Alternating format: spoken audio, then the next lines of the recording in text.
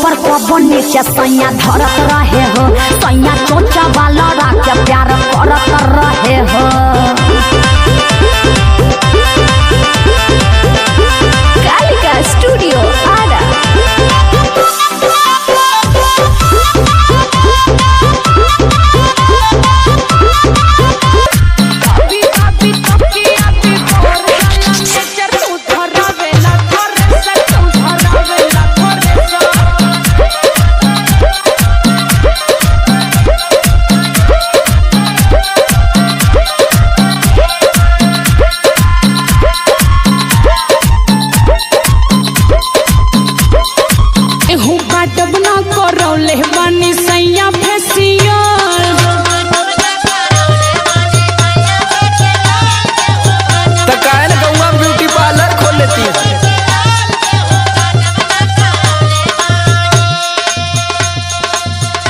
Ration लेके आए card बनावले पिपी बेबी मुचकाई पर कोलैया कलम करी होइया दाबादी। राती के राजा जी भैये के पाजा जी, माजा में हमारा के देनी हो सजा जी।